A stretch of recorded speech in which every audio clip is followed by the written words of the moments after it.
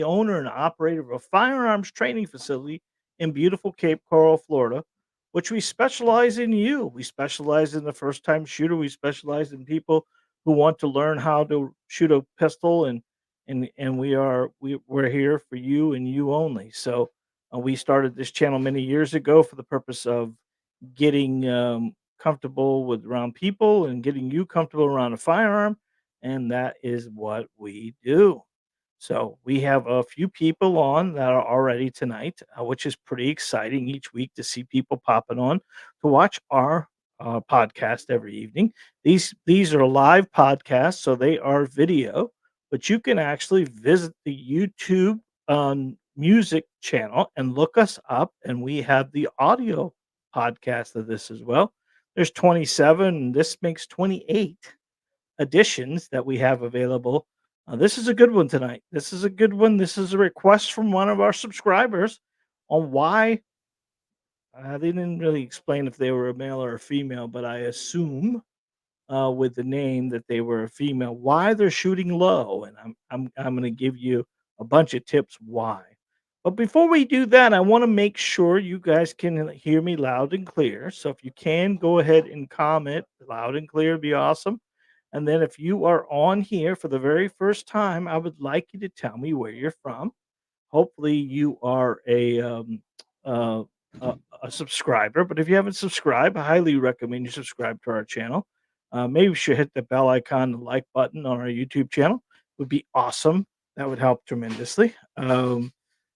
You know, we had a great week this week so far. It's been only 2 days, but we've got a good base of customers. We had some kids today that were thank you, Chris Haas. We appreciate you saying loud and clear. Thank you, Mark J. Thank you for being here as well. Thank you very much. Hello, Mark J. Yeah, so we had some kids today. That was pretty awesome. We had father from Baltimore, New York, Buffalo, New York, and he brought his 2 kids in, number 9 and 8. Little Jack, Jack was my father's name, so I can't forget Jack. I think it was Jack and Nathan was the 2 little kids. We usually had them shoot at 22. Over the weekend, we had our kids shootout, our Valentine's kids shootout. That was very successful.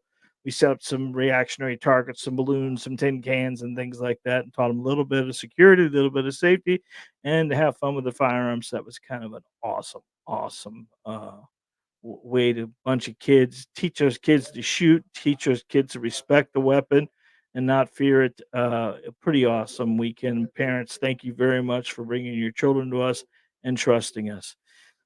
So the the ability to do these lives is getting easier and easier and easier because of the YouTube thing. They just opened the podcast thing, so that's kind of a cool little feature for us. It does give us the opportunity to uh, meet a lot of new people and everything else. We're doing a lot of stuff with our non-resident concealed carry. We're meeting people from all over the United States for that as well. One of our subscribers from Ohio, I think, is coming this next week. We're going to try to do a little uh, training class with him to see how that goes. He's one of our members through Facebook as well. So I mean through YouTube, which is kind of cool and neat. We are going to start this podcast this evening talking about why we shoot low and left. And I know we've covered this in many videos. I know we've covered it in a lot of different stuff. So as we talk here tonight, you can kind of let me know how you're shooting. Are you shooting low? You're shooting high? You're shooting right? Or what's the deal? And keep in mind, guys, we are an active store where you may hear some gunshots today that are coming from the range. You may hear the door open and the doorbell ring and all that stuff. We are active. We got guys working here that's going to help people shoot on a regular basis. But it won't bother us very much. Sometimes the doorbell will go off though. So let's go ahead and add to the stage. Let's go ahead and remove that one banner. Why do I have that up there? I don't know. Okay, boom. Hide that. Hide that. There we go. And let's go ahead and make this widescreen. There we go. I don't know why that keeps coming to the back. Let me get this rid of this real quick. Sorry, guys. Give me a second here. I'm about dangerous when it comes to this stuff. Boom, boom. Okay. Get that away. Get that. No, that's not the one I wanted. It's this one, the one I wanted. And hide that and make this full screen. I apologize, folks. All right. Boom. There we go. And now we're going to add this to full screen. There we go. It's not kicking my butt today. It's kicking your butt, but it ain't kicking my butt.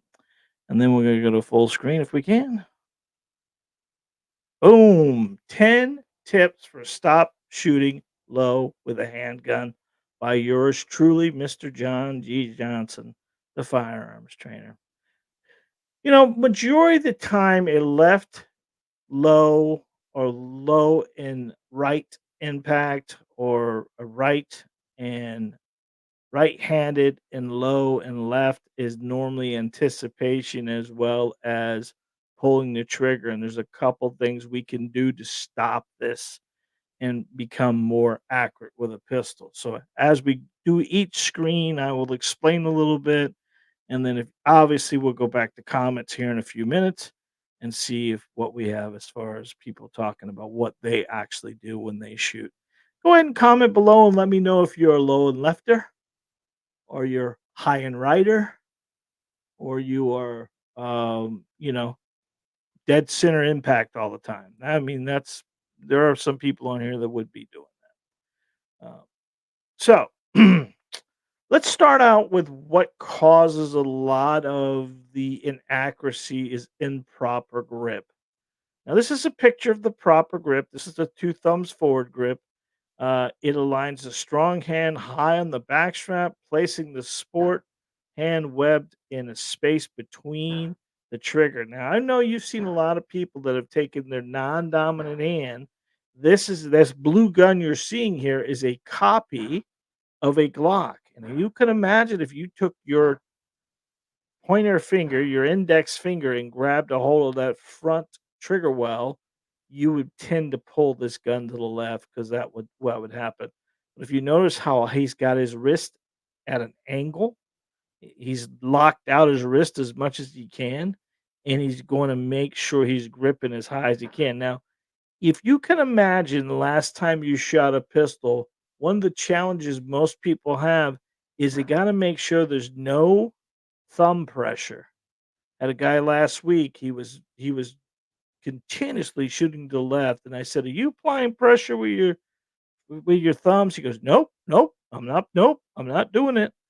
And then I kind of stuck some tape on the side of the weapon and let him do it, and he was touching that tape, so I could tell you he was thumb pressing as much as he could. So we pulled his thumbs away, had him almost take them off, and it solved his right shooting. Majority of right-handed students shoot low and left because of trigger engagement and how the weapon is lined in the hand. You almost want to make sure the gun's going down your arm as much as possible. So, one of the first tips I would look at if someone's coming to me and saying, "Why am I shooting left?" I'd look at my grip first. Now, how do we know a proper grip? Well, this is a great picture here, but there are plenty of videos that you can watch on our YouTube channel or throughout YouTube, even if you don't use ours, of the two thumbs forward grip. This is the combat grip or the two thumbs forward grip. And where you get all your power and all your strength and all your control from is that non dominant hand. And your dominant hand is just along for the ride. So it's a slow, continuous press back of the trigger, and that'll help us tremendously become more accurate with a pistol. Now, if you look at this the way he's looking at this, can you tell his impact would be low? Do you know why his impact would be low? Now look at the top of this gun and look where your front post is versus your back post. Is it already at an angle? If it's already at an angle, then he's not gonna shoot low to begin with. We need to make sure this gun is level, and at that point in time, we need to make sure we use our waist to aim the gun, not our wrist. And we can tell this guy's he's doing his best to lock out his wrist, but he's got the gun in an angle that's gonna put him shooting a little low to begin with. All right? So, number 1, it would be grip. Let's go to the next screen. Number 2 is proper trigger control. Avoid jerking the trigger or applying too much pressure. Utilizing the center pad of your index and gradually increasing pressure to activate a smooth, steady trigger engagement. There's what's considered trigger travel. That's how much the trigger moves backwards before it engages the sear to make the firing pin hit the bullet. But a lot of times people get carried away and pop that trigger or push it really hard, really fast. And that really impacts the gun a lot. It causes a lot of inaccuracy because you're pulling the trigger, not pressing the trigger. We talk about a cadence a lot of times, and that's I get students in once in a while they don't really they just can't get the concept there. So I kind of give them a vision. Imagine you guys are looking at a scale at this point in time. And one of the sides of the scale, doesn't matter which one, has a 5 pound weight on it. And imagine if I took a same pound weight, 5 pounds, and dropped it on the other side of the scale at any height at all, what would happen? Well, that other 5 pounds that's that weighted to the other side would come off that slide in aggressive mode, right? It may not fall directly off of it, but it's going to give you a bounce, right? Well, that's a pull of a trigger. Now imagine if I took that 5 pound weight, let's say it was full of sand, for instance, and I cut the bag open and I began to pour the sand on the side that had no weight. Sooner or later, the other side of the scale would begin to lift. And if we put 5 pounds on one side and we poured 5 pounds on the other, once it got to a point, it would level completely out. This is what I want you to vision the trigger press. The trigger press itself is what we want to do to be accurate with a pistol. Now, keep in mind in high defense situations and all this stuff goes out the window. But if you want to be accurate with a pistol, you cannot pull a trigger, you must press a trigger. And how do we press a trigger? With a slow, continuous uh, engagement of the trigger until the weapon fires, and that's considered we call it cutting when the trigger cuts. And then you repeat that process while keeping the gun level. A lot of people tend to pull the trigger and in turn they pull the weapon. And a lot of ladies who don't lock their wrist out very well when they engage the trigger and it has any kind of weight to the system, like if you're shooting a Glock, for instance, has a heavy trigger engagement. When you engage that trigger back, your wrist tend to want to loosen and let that front post drop a little bit, and that becomes one of the issues. So continuous, slow engagement of the trigger will solve most times will solve a lot of the low shots, because what tends to happen with low is the gun has to be at that angle to shoot at that angle. You know, we preach this every week, every day in class. A level pistol shoots level, no questions asked. It's never the gun. 99.8% of the time, it's never the gun. It's the student. All right. So number 2, trigger control. I bet you guessed that already, though, correct? And number 3 is proper proper stance. You know, the isolate stand, like he's standing here in this parking lot. He's got both feet shoulder width apart. He's bouncing on his knees, doesn't have his knees locked down. He's leaning forward just a little bit, get his nose over his toes. And at that point in time, he's relaxing his shoulders and leaning forward just enough to get change that weight. And that weight, what tends to happen is you change your weight from the balls of your heels to the balls of your toes. And moving your weight to your toes allows you to lean forward just a little bit and give you that stable stance. We always talk about a foundation. The foundation starts at the gun and goes all the way to the feet. And if you have one foot back from another, which we see that stance an awful lot, or we see somebody standing and leaning backwards, how many women go to the range and shoot because they're worried about that casing hitting them in the forehead that they lean backwards when they shoot? You cannot lean backwards, ladies. You got to lean forward. We always talk about wrist and booty. That's what you girls got to do. And then locking out that wrist by driving that dominant hand and pulling back with your non dominant hand, which fires your back muscles, and then lean forward just enough to get your nose over your toes and you'll control that weapon. These three things: grip, stance, trigger engagement are the foundation you need to make a gun level. And the more the weapon is level, the easier it is to engage, the easier it is to control the weapon, and the easier it is to follow through the next shot, the next shot, the next shot. Instead of pulling a trigger, you're pressing a trigger. I think we talked a couple weeks ago. The shot should surprise you. We have people coming in all the time and they're saying, I need to adjust these sights because their sights are, this gun's shooting low and left. And then we go back there and we put the gun in our hand and we shoot exactly where it needs to go because they are shooting low and left, not the pistol itself. And it's about a pull of a trigger versus a press of a trigger. And this is very, very common for people to look at the pistol thinking, what's the pistol doing wrong? When it's technically what's the student doing wrong. All right. So once we've got the grip and the stance and the trigger control, we got to find this sight alignment. This is kind of a blown up effect of what I'm trying to give you. And this was taught to a lot of people many years ago. But if you kind of think about it more than anything, it's about your front post and your back post being level. Now you can imagine if this was your back sights and your front sights, and there is no separation between the front post and the back post, this this front sight system would be level. Now imagine that front sight being lifted higher than your back sight, then you're going to shoot high. And then vice versa. If it's shoots low, you're going to shoot low. And this is where we talked about that guy earlier, that the blue gun was pointed at an angle because he didn't have his top of his back sight and the top of his front sight being level. A sight alignment focuses on the alignment of the front and rear sights for precisely.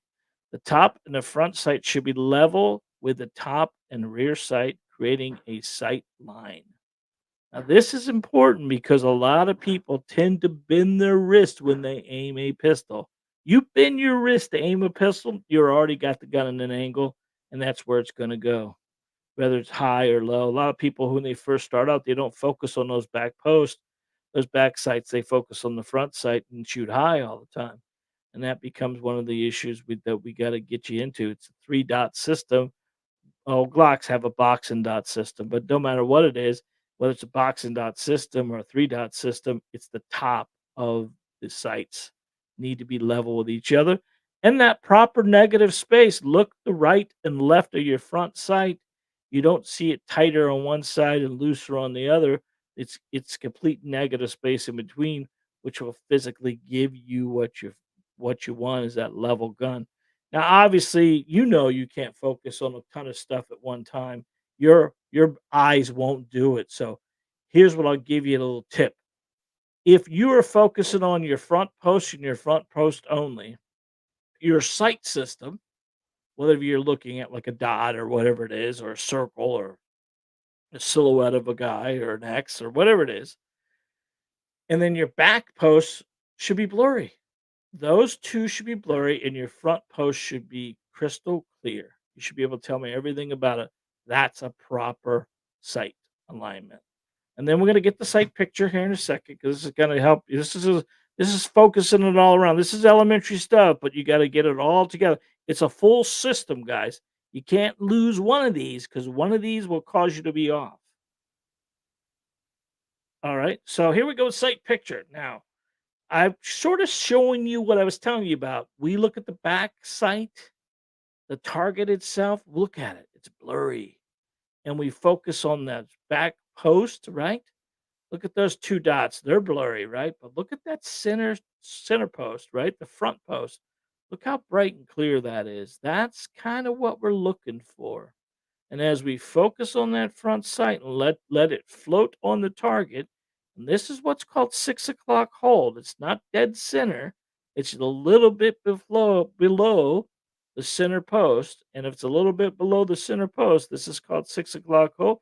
This will give you consistent point of aim and it will maintain a consistent point of aim. And at that point in time, when you slowly cut that trigger, with a slow cadence, proper stance, proper grip, and just cut that shot very slowly and don't let it move off of your picture, then that bullet will impact exactly where you want it to.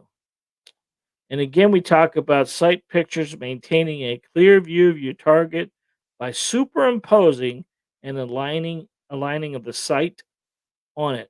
Equal space between the front sight and the rear notch, which is the front post and back post.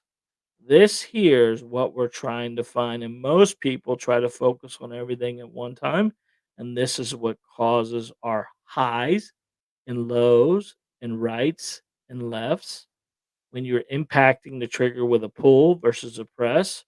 Maybe when you're standing a little weird or you don't have the proper grip or you're squeezing too hard with your right hand versus not squeezing hard enough with your left hand. Remember, your right-handed students, they're impacting, they're controlling the weapon with not their dominant hand, it's their non-dominant hand.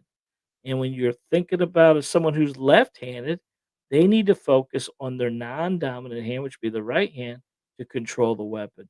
It's only math, guys. If you think about it, that proper grip I showed you earlier, 4 fingers are holding on the gun with your non-dominant hand. With your dominant hand, it's only 3 fingers. And math tells you 3 is smaller than 4. So you could think your power is going to be stronger with 4 fingers than it is 3 fingers. So number 5, sight picture. All right.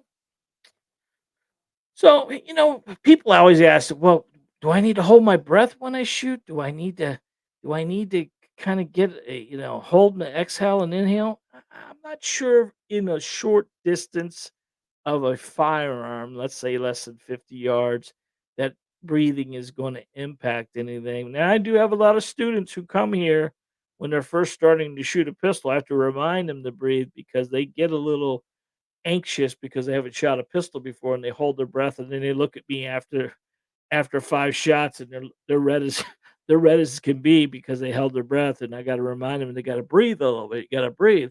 But if you look at these pictures, how this trigger and placement is impacting it as much as anything else. If you got your trigger too far out, it's going to impact to the left a little bit. And if you get your two finger too far in, you at the crease, you may cause it to run to the right a little bit. And then if you have it just about right in the middle, then you're going to be able to. But if you look at the gun in their hand, what the challenge you see, Matt, and I kind of told you about this before, we need to make sure that that pistol is going down my arm. So if you look at the first one that shot the closest to the dot, that pistol is going right down the arm. The other one next to it is going over the knuckle, which would cause the bullet to impact to the right just a little bit. And if you look, the other one's over the wrist a little bit more than it's over down the arm, and that's impacting to the left. So what causes the left is more trigger engagement, how the gun's seating in your hand, how you're pressing the trigger, not pulling the trigger. There's not one thing we could say this is what's causing that. But you can see as we start laying this out, there's a lot of little things that are causing this pistol to do what it needs to do. This is why it's so important for you to get help, whether you get with us and then come here and do a training class with us, or get with any certified instructor that can support you and get you feeling that you can handle and understand what you're doing wrong. This is the thing about shooting. Shooting is not complicated. It's not complex. You know, it's more in I got to put it all together. It's the fine things.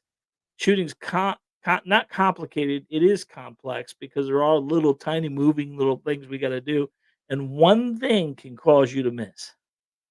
And you can see that as you build your future, you can see when you feel a good shot. This is why we recommend that you shoot 5 rounds at a time, because with 5 rounds at a time, when you're done with those 5 rounds, you can go in, look at the target, and see what did I do wrong, and try to figure it out as best you can. Majority of the time, without having somebody who's been around for a while to show you what you're doing wrong, it becomes a little more challenging for you to see where the problems are. But you can see where if I were to say hold your breath, exhale a little bit at longer distances, I could see that being a challenge. But at short distances, you're best off gently pressing the trigger and not jerking it or anything else like that. Let the shot surprise you, and you'll get a better shot group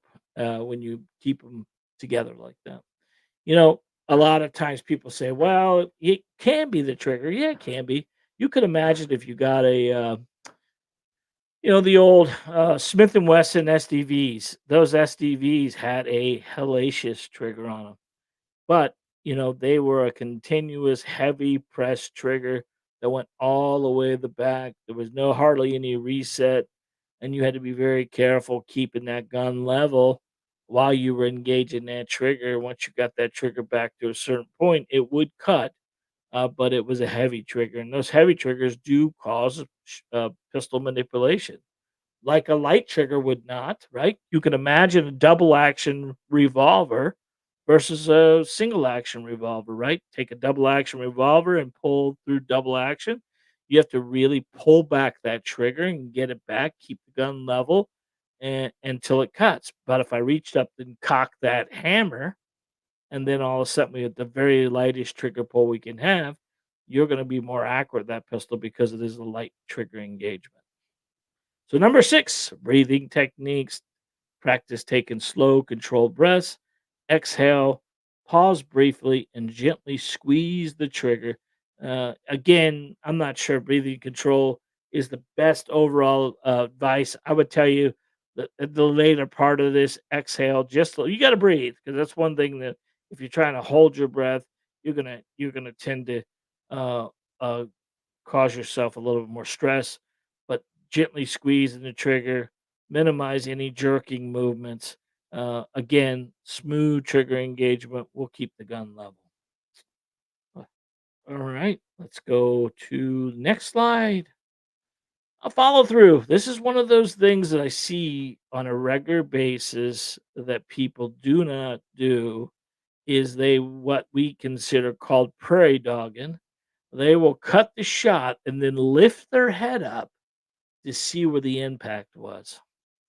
And this always causes those bullets to do some crazy stuff. You know, follow through is one of those things that, like anything, whether it be archery or any kind of sport that you need to make sure you follow the impact. This is one of those things that will really keep the gun level at all times. Continue aiming at the target even after firing and maintain a proper sight alignment. Avoid anticipating the recoil and jerking the gun downward. And this is where people tend to get into a habit forming of pulling the trigger and then looking up over the pistol to see where they've shot, and then they go back down on the pistol. And remember, every time you move this pistol out of your line of sight, into your line of sight, out of your line of sight, in your line of sight, you are coming off that horizontal and vertical line that we try to practice on as much as possible. because that horizontal line is the line between your eyes. And that's where the gun really needs to be. And then that vertical line is over your dominant eye. I am right-handed and right eye dominant. I want that pistol to be over my right eye as much as possible. And I will turn my chin just enough to get my eye and my weapon lined up together. And if we play that enough and use the tip of our finger to engage the trigger, not pull the trigger, but press the trigger and don't anticipate the recoil. Just slowly press it, like we talked about that scale. Let the gun pop, then line up your sight again, let it pop, let it sign up again, and then you got to keep that gun more level. The more level the gun stays during the shot requirements, during the shooting, the less chance you have to do to manipulate the gun to move it off your vertical and horizontal line. Standardly, if we're looking at this target, at me looking at you with a yellow gun there, uh, if you can see, even that pistol at that point in time is a little lower than my eye. And because I'm pointing it at the camera, that's what we're visually seeing. But you notice it is over my dominant eye. And that's where we need to be versus if I were to take that gun and sling it over my nose, that changes my angle. And then at that point in time, if I was turning around facing the other way, I would be impacting left anyways. And there's where the impact of the left comes. Dominant eye must marry with weapon and keeping it out in front of you. And this is the key thing that we teach people all the time. Marrying the weapon and the eye together, using the tip of your finger to engage a trigger and slowly pressing it. Boom, the gun will cut right where you need. When you start trusting your line of sight, when you start trusting, when you point this weapon out, it's going to go where you're pointing the weapon. And then it becomes a lot easier for you, right? And you're going to feel uh, that gun stay in that horizontal and vertical line. So number 7 is follow through. Make sure you're always following through. Don't prairie dog. That's what we call that all the time. Don't prairie dog. Look over the target to see where you're impacting, because when you do that, you start yourself over again. All right. So you could practice reset. Reset's one of those things that you don't really need to shoot a reset, but I wanted to kind of put this in here because we have done a video on reset, and a lot of guns like the Glocks and the Smiths all have resets. Danny, you okay? Yeah. So sorry about that. It was customer front. Trigger reset allows the trigger to reset fully before the next shot, releasing your finger. You good? They need anything? Okay. Oh, okay.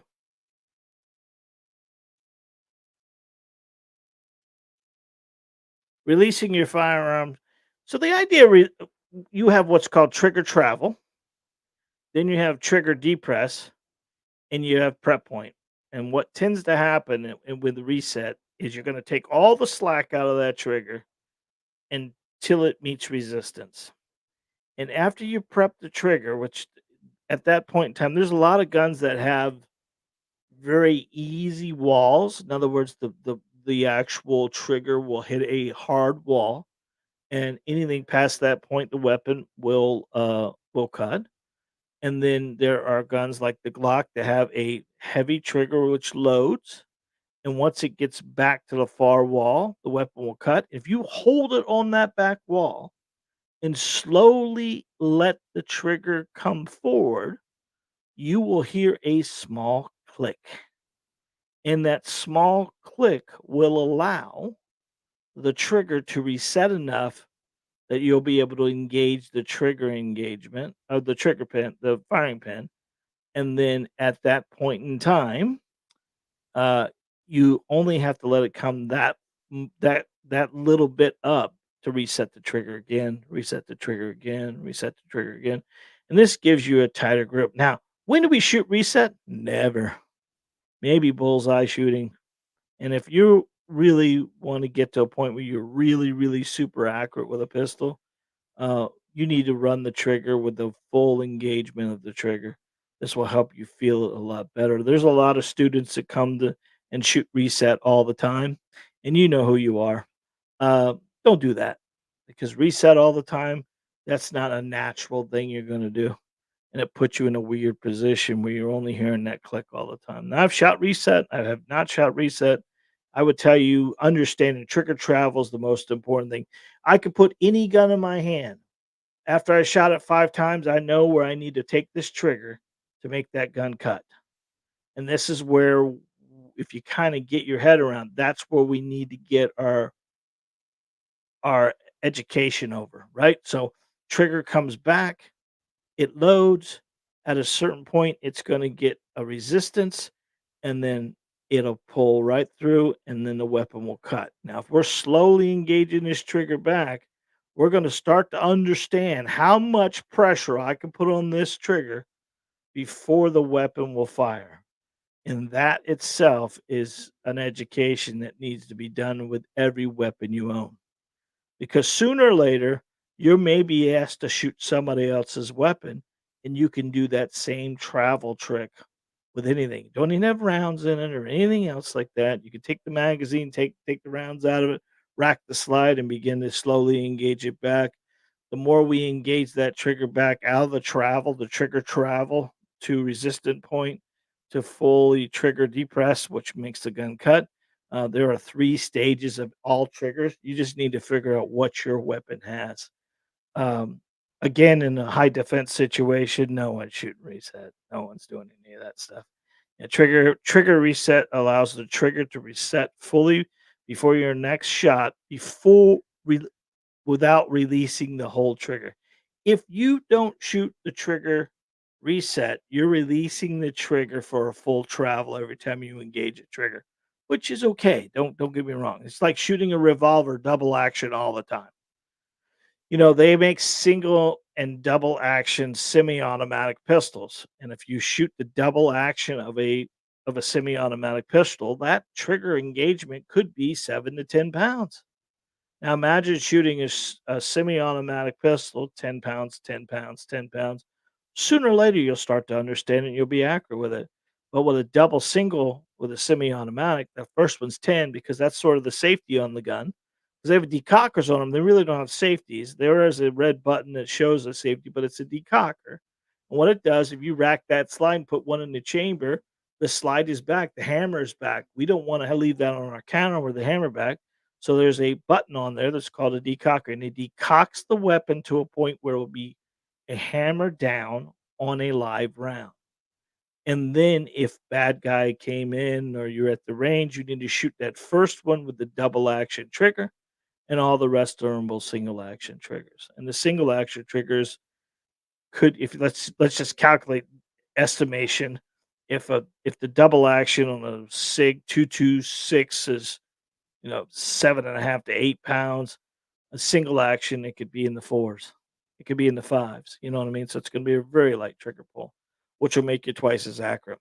Like the 92 FS from Beretta. I mean, that's a great overall piece. 5-inch barrel. First trigger pulls awful long. All the rest of them are going to be short. I mean, that's why it was issued in the military a long time ago compared to the 1911 45 ACP, that's single action only. That means that weapon has to be cocked and locked to be carried, and you're not only going to get 8 rounds in that. Most of your 1911s are 8 rounds. They do make some double stack 1911s, but there's a lot of learning ability. When you go pick that gun up, that hammer has to be back for the weapon to fire. You could cock it when you need it, but if you're gonna carry it in a holster, you're gonna carry that gun cocked and locked. You're not gonna cock it when you need it or rack it when you need it. Would put you behind the 8 ball. Bad guys aren't gonna say, "Hey, 10 minutes from now, I'm gonna rob you. Make sure you're ready for it." That's why the Glocks and the Smiths and the Tauruses that are double act that are, striker fires are a lot easier for newbies to get their hands on and work through. Dry firing is a great drill that you can do on a regular basis. It's called the penny drill. This penny drill, I've done this with. I actually did a video where I took a casing of a 9 millimeter and put it on top of the head of the uh, slide of a Glock 19 and pull the trigger, but this is the penny drill. It's a good way to get you a trigger engagement. Slowly press the trigger without making that penny wobble. There are a lot of different tools and a lot of different stuff out there in the market to get you to get comfortable getting that trigger back in a slow cadence that would not allow the weapon to pop or move or do anything. And you can physically really see how much manipulation you're doing it. Have one of your buddies or pals load your magazine and then hand it to you and let you you may not know how many rounds you got in there and you'll watch yourself. I've done this to students all the time where I'll take a magazine and I'll stick it in the weapon and I'll rack the slide, which I really didn't rack the slide. I racked the slide, but I didn't put the magazine all the way in. And then let them go ahead and begin to cut that trigger and watch that gun dip a good a good 6 inches. And they're, "Oh my god, I didn't realize I was doing that." Yeah. You don't know that you're pulling the trigger until someone shows you or you see it. And once you've seen it a couple times, then when I'm in the back working with students, and it's neat here at the range because when you have a bullet hit our steel in the back, we have a steel plate system in the back, and when that bullet is level, it makes a ding noise. It dings like you're hitting steel plate in the out in the yard. You know what I mean? If you're in the range, but if you shoot at an angle, that steel does not ding as much, and that's kind of that pull that we talk about. People pulling the trigger versus pressing the trigger. So spending some time understanding the trigger travel with dry firing techniques is a great tool. Works on there's a lot of, Manus. We did a full video on the Manus system. We have the Manus system here. I did 2.5 weeks of the Manus system. I don't think it was that bad of a deal, but you gotta make sure you have a 19, yeah, you gotta have a rail on your weapon. They do make them now. You don't have to worry because it goes on the bottom of the magazine. I don't like dry firing as much without physically having any kind of bullet to tell you something because technically dry firing is great and wonderful, but full firing of the gun, going through the recoil management is so important because all of this stuff together, not one of these things is going to solve your problem. It's all of them are gonna solve your problem, and you gotta put each one of them together. And most likely, with most students that we deal with on a regular basis, they're not doing everything wrong. They're doing a lot of stuff right. It's just the little things that are causing the manipulation and problems. And there becomes more of the challenge than anything else is getting there. But if you ever tried this here, it looks like it'd be simple, but it's not. That penny will wobble and fall very quickly. All right. And then last but not least is practice, practice, practice, practice. Remembering to master a handgun takes time, dedication, keep practice, analyzing your shot, making the necessary adjustments. And this is where I can tell you, listen, if you're on this live tonight and you're in your area and you're nowhere near us, I would highly recommend you go to the NRA or you go to United States Concealed Carry Association, put in your zip code and find a qualified instructor. Spend the money, spend the time working with the instructor. How do you pick a good one? You talk to them. You listen to them. You look at their reviews. You go in the store. Some like we're very lucky that I was able to, my this thing fell in my lap many years ago, and I was lucky that I was able to get it. My passion was for training, and I wanted to build this whole training facility, build members, work all that stuff together, and it came to fruition. We're very fortunate. We able to do it. But the instructor part of this business is the thing I love the most. I love taking somebody who is, sometimes they're completely afraid of the gun. They just assume they've lived their whole life being told that that firearm's going to do something that they just don't do, guys. A firearm is just a tool, and that tool needs to have a craftsman.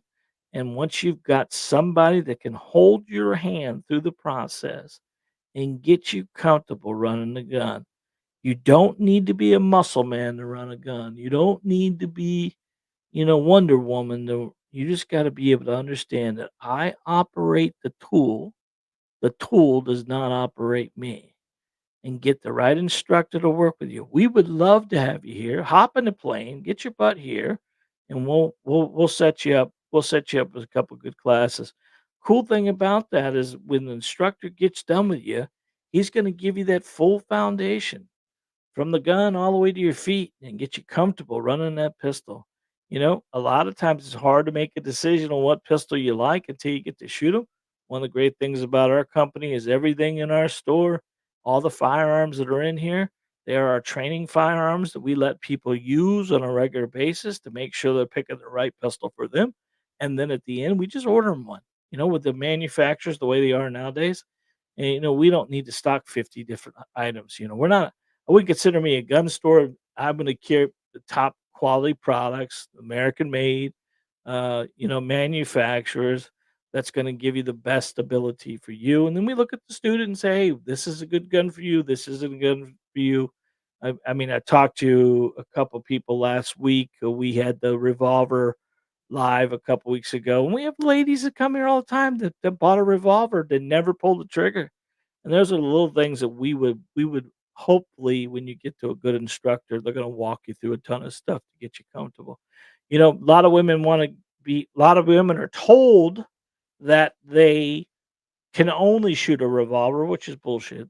That's not real. Women can do anything a man can do. When it comes to shooting, I mean, most of the women are a lot better shot than men, anyways, because women want to do it right. They want to do it perfect. They don't want to mess up, and men tend to rush through things once in a while. Give me 20 men to train. I'd I would rather have 20 women to train, and then because women are a lot easier to train. But some guys are good students. I'm not gonna say they're all like that. But yeah, hey, patience, persistence, remembering, mastering a handgun and shooting takes time, dedication. Keep practicing, analyzing your shots, and making sure you're making the necessary adjustments. And how do you make the necessary adjustments? Well, you got to know you're making a mistake to begin with. The target will tell you, but if you put this thing together and kind of work through your fundamentals, you know how many there are videos after videos after videos on our YouTube channel. We have a women's playlist, we have a men's playlist, we have tactical playlist, we have all kinds of stuff that gets the fundamentals out there to get you seeing what you're doing. Sooner or later, after you start feeling a good shot, that felt good, this shot felt good, that shot felt weird. Well, those weird shots are pulls. Those weird shots are anticipations. Those weird shots, a good shot feels good, a bad shot feels bad, and that's the easiest way I can tell you about it. And the more you do it, the more you're gonna feel it. Talking about diminishing, right? Shooting is so diminishing. There are so many different things you can do and not do that will cause you to be inaccurate with a pistol. All right. So what I've done is I pulled up 2 thumbnails of 2 videos that I think that would help you tremendously, and I gave you the links on them right there on our YouTube channel. And these 2 videos, I would watch these back to back, and they are on pretty much on the same page. How to aim a pistol. This talks about the 3 dot system. This talks about slow trigger engagement. This is a good We get a lot of comments about this video, and if you had an opportunity to watch this video, I would highly recommend you do so. And the one below it is that line drill. I told you about that vertical and horizontal line. And both of these things will help you understand where the weapon needs to be and where your sights need to be more proficient with a pistol. Proper sight alignment and proper sight picture slow engagement of the trigger, all these little things add up to becoming a better shooter. And these are on our YouTube channel. I would highly recommend you watch them.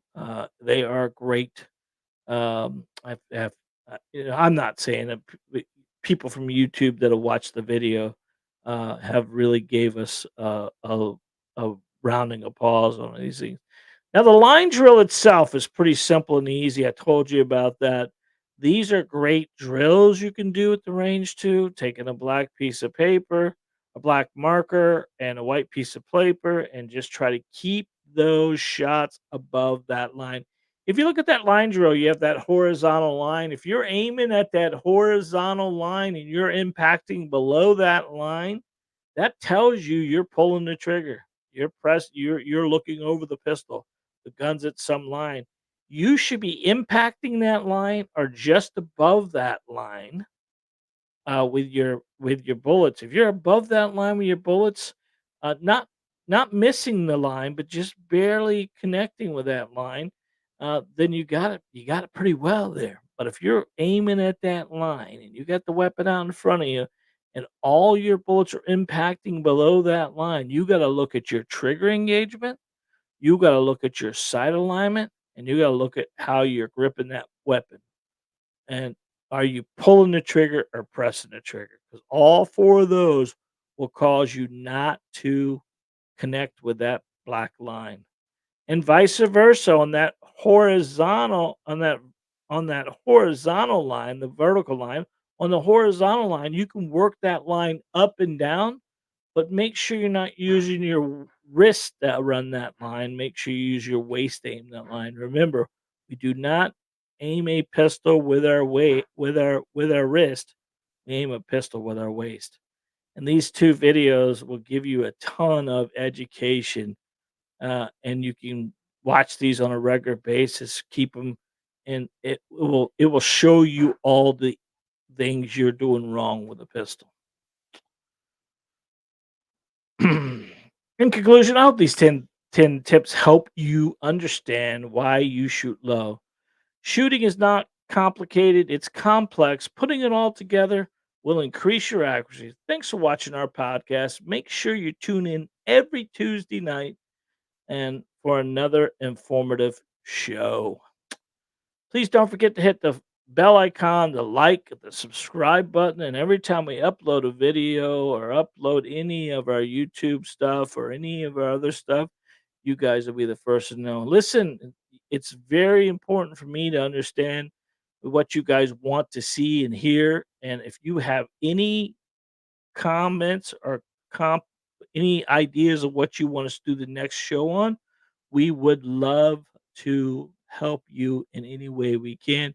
This video that we put together today, the video we did yesterday, why you want to get your concealed, this PowerPoint presentation put together, these are all comments from students. These are all comments from subscribers asking, help me solve my problem. And that's all I did this for. We started this many years ago to educate, motivate, and entertain.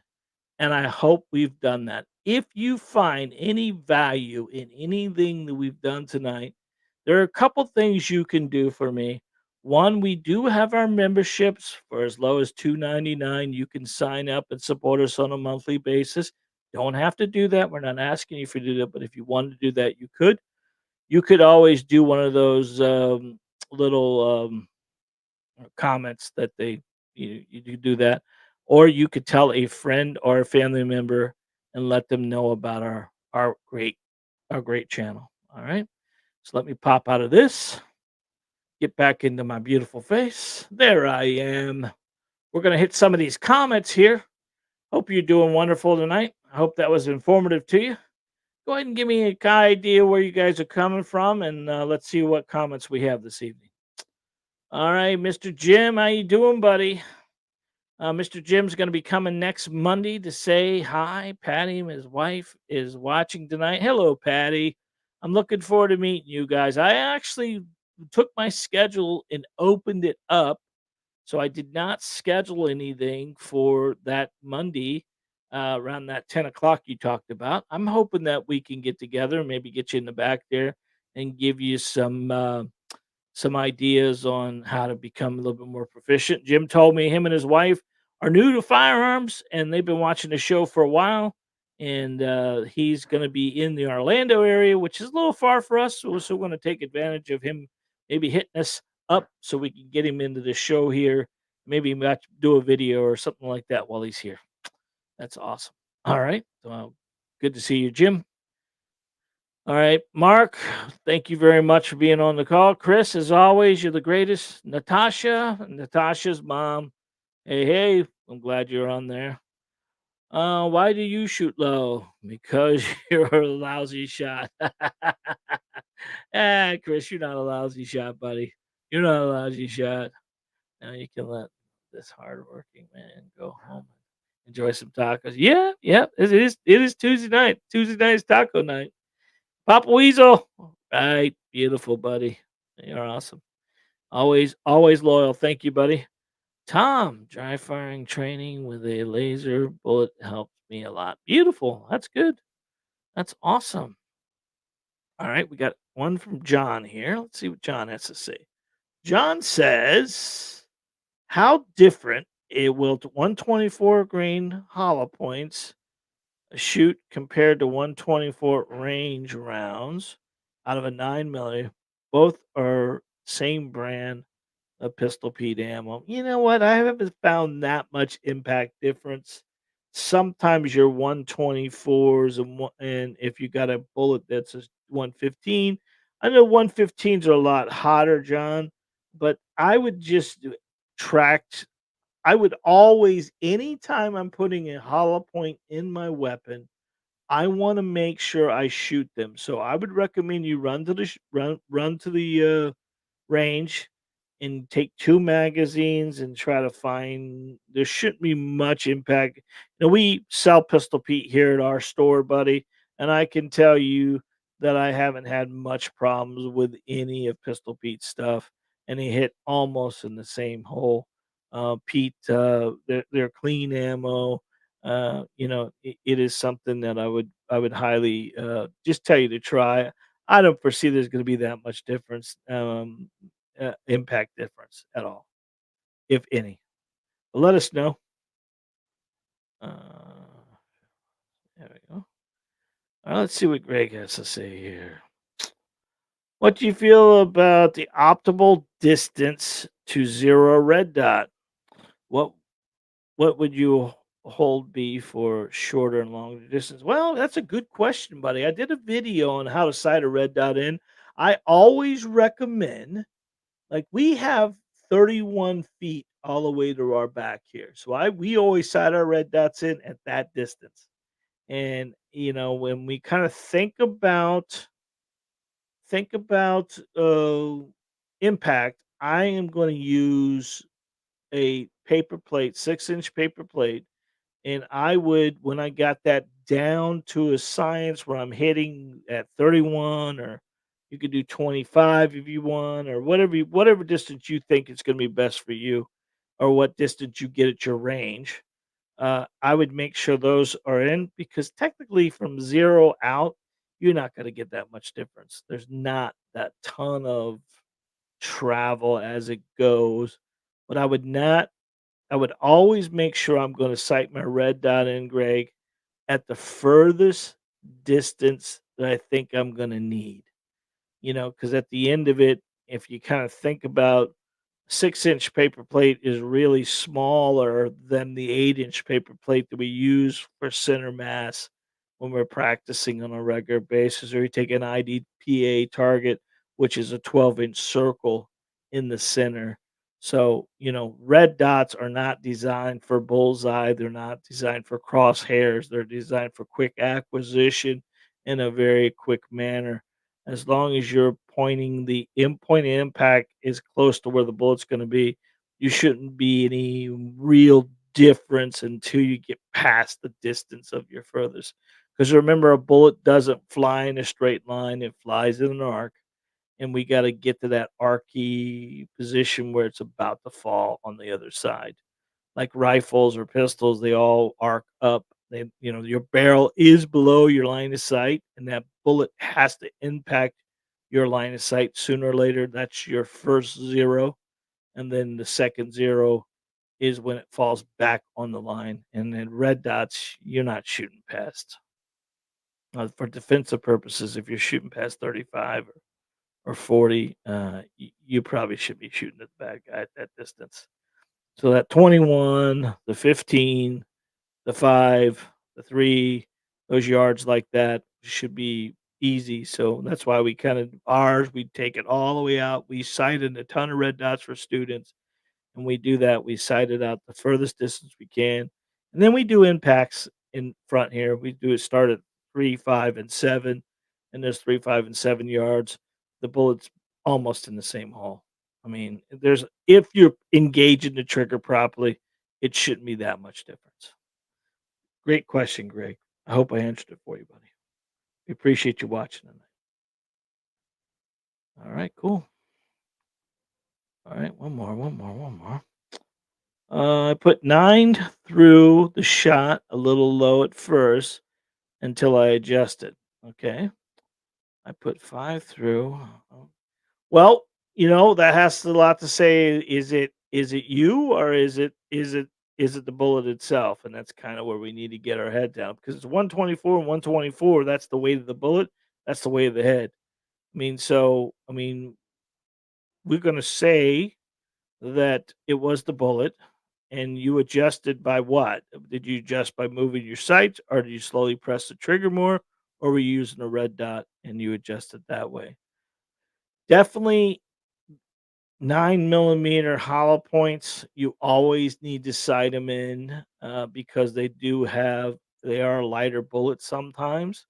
But I would tell you that if you're trying to cover a quarter with a red dot, then, what do you want? What accuracy do you want? I guess is what you want, John. I mean, obviously, we're trying to impact this. The dot's designed for accuracy purposes, but not bullseye. It's for defensive purposes as much as possible. But I appreciate you giving me the heads up. Uh, Follow through with that. I'd like to know more about that if you could. All right. Looks like we got to that hour. I always wonder how what I'm gonna say or what I'm gonna do, but I keep blabbering on, so it always works for us one way or the other.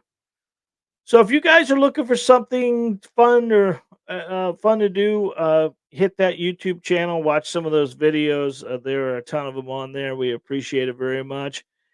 Don't forget that I told you guys this last week that we have been losing some subscribers that said that they got taken down from subscribed, and every time they go in, they have to subscribe again. So don't be shy and hit that subscribe button before you leave. It would be great.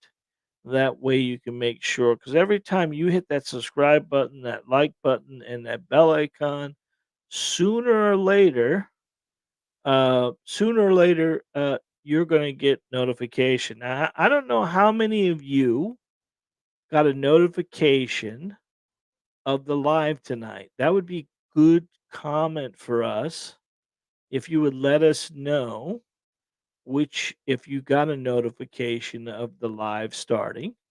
That would help tremendously. And a lot of people aren't really getting the notification like they had in the past. So hope this live podcast tonight helped you a little bit. Get out to the range, shoot a little bit, become more proficient with a pistol. You are your first line defense. Never forget that. Uh, okay, well, okay, Ralph Stevens just checked in here. Many thanks. Ralph says, many thanks. Just got back from the range. Will watch from the beginning. I missed. Thanks, Ralph. Appreciate that, buddy. How was range time, pal? And Ralph got a notification. Thank you. Jim, I did get a notification. Beautiful. That's awesome, Jim. I appreciate that. That helps me out tremendously. That makes me feel better. I hope the gun thing, the gun world nowadays, everyone's kind of like, we're not. They've been very, very nice about. They haven't really done anything. They demonetized a couple things I've done, but you know, you know, when it comes to the black rifles and things like that, becomes challenging. One time we tried to clean a weapon on an alive, and that didn't work very well. They kicked us out immediately, so we had to learn from our deals there. So, um, but it is Tuesday night. Tuesday night equals taco night, and it is. Doug Lambert. Hey, Doug, how you doing, buddy? Good to hear from you. Doug got a notification. There we go. All right, so we're starting to get it. So let's go up top here. Say goodbye to everybody.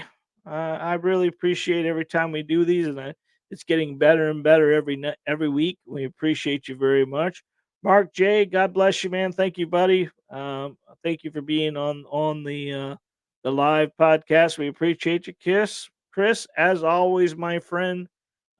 Chris is one of our members. He has been a member here at the range. He's a member on our YouTube channel as well. And we appreciate you very much. Natasha's our first member. She was awesome. Natasha's mom, is always there watching the stuff. Jim, looking forward to seeing you, buddy, next week. Hopefully, everything goes well with you. The weather's beautiful right now here in Florida. We had a rainstorm over the weekend, but it looks like it's going to be clear for you and Patty next week. Why don't you touch base with us when you get into Florida? Maybe send me a message. Let me know that morning when you get into Florida. Get into Fort Myers or Cape Coral, and we'll kind of work that out for us. Papa Weasel, as always, buddy, you are the best. Tom, we appreciate you very much. Keep up that dry firing. We appreciate that. John, thank you very much from the bottom of my heart. We appreciate that.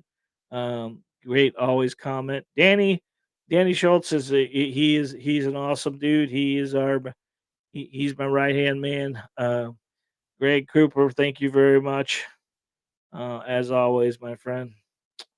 Jim, there we go. Ralph, Jim, no. Okay, all right, and Jim, Doug Lambert, thank you very much. Tom, thank you. Ray Cooper, thank you. Until next week, guys, I want to tell you three things. God bless, be safe, and remember, you are your first line of defense. If you need anything, any technical questions, or any problem with shooting, you can always email us. You can always send me a message. We respond to all of our comments, whether they're good or bad. We try to do that as much as possible. Until next time, guys, I love you very much. Thank you very much from the bottom of my heart for making a small family owned business part of your family. And we appreciate you being with us every night. There's 14 people on the live right now, and we are so blessed to have you guys. Until next time, I'm going to play out the end music here and get us out of here because we're going to go get some tacos. God bless you guys. In screen.